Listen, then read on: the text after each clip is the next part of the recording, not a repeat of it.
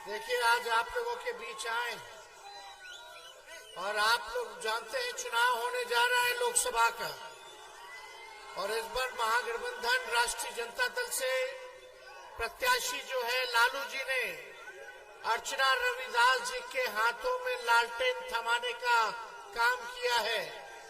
और मुझे पूरा विश्वास है कि सिकंदरा की जनता जो है भारी बहुमत, भारी मतदान लालटेन पर बटन दबा करके अर्चना रविदास जी को जिताएंगी और इंडिया गठबंधन और लालू जी के हाथों को मजबूत आप लोग कीजिएगा। हम लोग मोदी जी का बात करने नहीं आए, हम लोग मुद्दे की बात करना है। हम लोग विपक्ष में हैं और विपक्ष का दायित्व बनता है कि हम सवाल उठाएं, अपनी बात को रखें और प्रधानमंत्री से सवाल करें। जितना विपक्ष का ही अधिकार है उतना आम जनता का भी अधिकार है कि वो अपने प्रधानमंत्री से सवाल कर सके कि आपने 10 साल तक जो है क्या किया है। आप हिसाब दीजिए। हम लोगों ने जो है, भाई सुनो, नहीं सुनोगे तो ऐसे नहीं चलो। हो गया, सुन लो, समझ लो। पहले तुम्हारे हित के बारे में बात करने आए हैं आप लोग। हट जाओ, छोड़ दो, छोड़ दीजिए ना, हटिए आप लोग, जाइए। हटो, चलो बैठ जाइए ना, छोड़ दीजिए, बैठ जाइए, कोई नहीं उठे। विजय जी बैठिए ना, आप बैठिए, आप भी तुरंत सुनिए। मुद्दा क्या होना चाहिए? सबसे बड़ा दुश्मन क्या है नौजवान भाइयों का, बताओ तो जरा। कितने लोग यहाँ बेरोजगार हैं, जरा हाथ उठा करके बताइए। और यहाँ कितने लोग किसान हैं, वो भी हाथ उठाइए।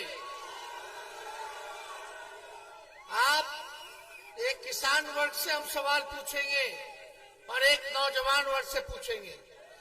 मोदी जी ने क्या कहा था जब पिछली बार आए थे? तो आप तो 5 साल बाद चुनाव में ना आए हैं, इससे पहले भी चुनाव में आए थे। आप लोग बताइए नौजवान भाई, मोदी जी ने कहा था कि नहीं कहा था कि 2 करोड़ सरकारी नौकरी जो है वो देंगे? बोला था कि नहीं बोला था? क्या आप जानना नहीं चाहते मोदी जी ने कितनी नौकरियां दी? अरे मोदी जी, जब तू आयल रहा तो आपने पिछले चुनाव में ही कहा था, भाइयों बहनों, मोदी आएगा तो 2 करोड़ नौजवानों को हर एक साल नौकरी देगा। किसान भाइयों को क्या बोला था मोदी जी ने कि 2022 तक सभी किसान भाइयों का जो है आय दुगुना कर देंगे। अभी हम हेलीकॉप्टर से घूम रहे हैं, इससे पहले हम सड़क से घूम के गए, देख रहे हैं अभी कटनी चल रहा है, लोग फसल काट दिए लेकिन फसल का उचित दाम नहीं मिल रहा है। बताइए किसान भाई, आप जो दिन रात पसीना बहा के लू में भी काम करते हैं, आप अन्नदाता हो, पूरे देश का पेट आप लोग भरने का काम करते हैं। और यही मोदी जी ने कहा था कि उचित फसल का दाम देंगे, हर किसान भाइयों का 2022 तक आय को दुगुना करेंगे। एक काम हुआ? क्या बोलते थे मोदी जी, हम तो काला धन लेके आएंगे, विदेश में पड़ा हुआ है, हर एक के खाता में 15-15 लाख रुपया देंगे। क्या हुआ? अरे मोदी जी जो है भाजपा पार्टी के हैं और बीजेपी का मतलब ही है बड़का झूठा पार्टी। अब मोदी जी झूठ बोलने में माहिर आदमी है। थाली में गोबर रखेंगे, बोलेंगे खा लो, हलवा है। अखवा फोड़ देंगे, फिर चश्मा दे देंगे, बोलेंगे देखो हमने चश्मा दे दिया है। यहाँ नौजवान सब कर रहा है, बोल रहा अग्निवीर योजना में हम लोग सब नौजवान सब तैयारी करता है, माँ बाप का मेहनत लगता है, पेट काट के बाल बच्चा का पढ़ाता है कि नौकरी हो जाए, नौकरी हो जाए। अग्निवीर योजना में 4 साल यानी 22-23 साल के होते होते आपको हटा देगा, केवल 4 साल रखेगा सेना में, बहाली में। और आप बताओ, बैठो, आप लोग बताइए कि भाई जब कोई हमारा भाई सेना में बॉर्डर पे जाता है, हम लोगों की रक्षा खाते हुए शहीद होता है, तो ये अग्निवीर योजना में मोदी जी ने शहीद का दर्जा भी नहीं दिया है, शहीद का दर्जा भी नहीं दिया। पेंशन मिलता, पेंशनों नहीं मिलेगा। कैंटीन का व्यवस्था होता है हर आर्मी के जवानों को, उसकी भी व्यवस्था नहीं है। आप बताइए कौन सा योजना भाई? और 4 साल के बाद क्या करेगा नौजवान? तो मोदी जी ने जितने वादे किए सब खोखले। अर्चना रविदास जी लोकल कैंडिडेट हैं और जमुई को प्रधानमंत्री जी ने प्रयोगशाला बना दिया है, खाली बाहरी को टिकट दिए रहे। बताइए बाहरी का लोग को टिकट मिला कि नहीं मिला? मोदी जी हमको बोलते कि परिवारवादी है तेजस्वी, तो चिराग पासवान क्या है भाई? अब चिराग पासवान जी ने अपने जीजा जी को टिकट दे दिया है और जीजा जी का उनके मेहमान है, लेकिन आप लोग को पता भी है कि उनका घर कहाँ है, कहाँ के रहने वाले हैं। अर्चना रविदास तो लक्ष्मीपुर की है, झाझा में पड़ता है घर, और इस बार पहली बार हम लोगों ने लोकल उम्मीदवार दिया है। 15 साल 20 साल से आप लोग जिता रहे हैं भाजपा को, एनडीए को। राज्य में सरकार है 17 साल उन लोगों की, 10 साल से प्रधानमंत्री है मोदी जी, फिर भी गरीबी नहीं मिटा पाए, तब भी बेरोजगारी नहीं मिटा पाए, तब भी जो है आप देखिएगा किसानों का आय दुगुना नहीं किया, महंगाई कम नहीं की, और हर चीज का महंगा हो गया। सिलेंडर गैस का दाम देख लीजिए, 1200 से 1500 पहुंच गया, लेकिन महंगाई कोई चीज में कमी नहीं है। गरीब के थाली खाली हो रहा है, बाल बच्चा पढ़ लिख के डिग्री लेके नौकरी नहीं मिल रहा। लेकिन जब आपके भाई बेटा को 17 महीना मौका मिला, तो 17 महीने में 5 लाख लोगों को सरकारी नौकरी हमने दिया। उप मुख्यमंत्री रहते हुए अगर हम 17 महीना में 5 लाख लोग को सरकारी नौकरी दे सकते हैं, तो 5 साल अगर हमको मौका दीजिएगा मुख्यमंत्री बना करके, तो कितने लोगों को रोजगार और नौकरी देने का काम करेंगे। लेकिन देश के प्रधानमंत्री जी से पूछो तो लाखों में भी नौकरी नहीं दे पाए, बल्कि जिसका नौकरी था वो भी खत्म हो गया सरकारी, क्योंकि सब कुछ निजीकरण कर दिया गया। हवाई जहाज को बेच दिया, एयरपोर्ट को बेच दिया, रेलवे को बेच दिया, 4 साल का ठेका बहाली कर दिया गया सेना में, BSNL बेच दिया। बताओ, जहां भी नौकरी मिलता था, सबसे ज्यादा नौकरी रेलवे में ना मिलता था, जवाने लोग के ना मिलता था, सेना में खत्म हो गया हर चीज। क्या कीजिएगा आप लोग? मोदी जी ने वादा किया था बिहार को विशेष राज्य का दर्जा देंगे, कोई वादा नहीं पूरा किया। लेकिन आप सब लोगों को हम बताना चाहते हैं, इन लोगों के पास मुद्दा नहीं है, काम नहीं किया। जब तेजस्वी को मौका मिला 17 महीने, तो जितनी आंगनबाड़ी महिला थी, ममता आशा थी, जितने हमारे तालीमी मरकज के लोग थे, टोला सेवक थे, विकास मित्र थे, सबके आय को दुगुना हम लोगों ने किया। हम लोगों ने जाति जनगणना कराने का काम किया और सभी लोगों के आरक्षण को बढ़ाने का काम किया। हम रात भर छापा मारते थे अस्पताल में, ताकि लोगों का इलाज हो सके, दवा मिल सके।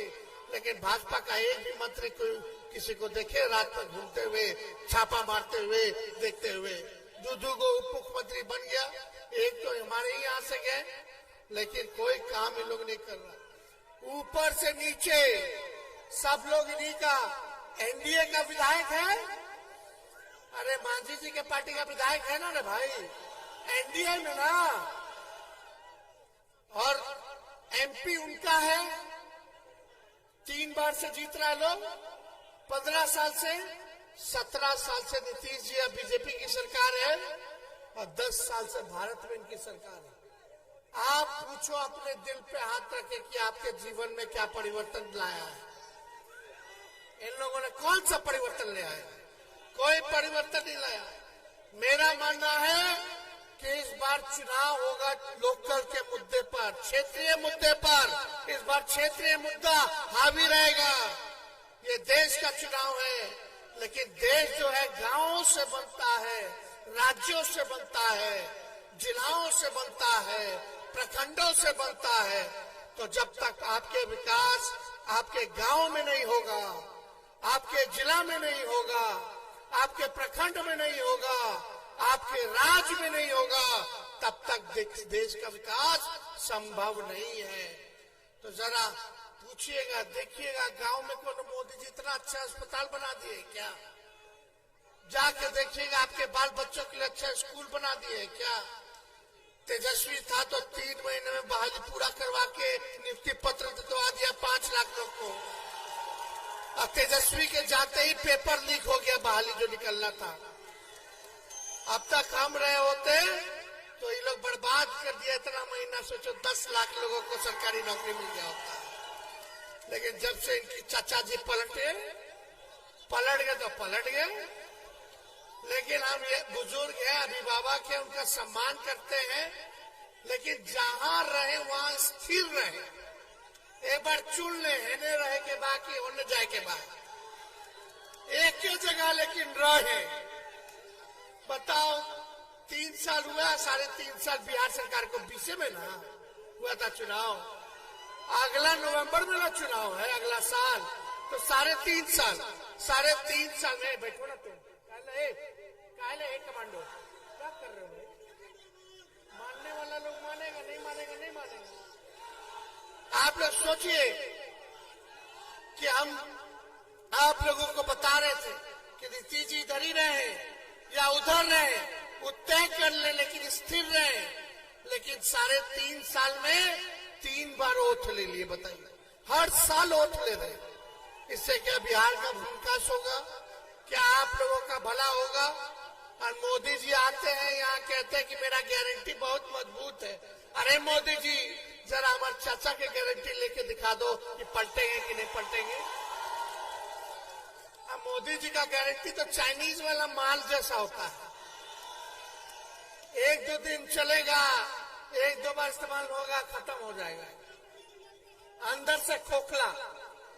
जब तक चुनाव है तब तक मोदी जी का गारंटी रहेगा।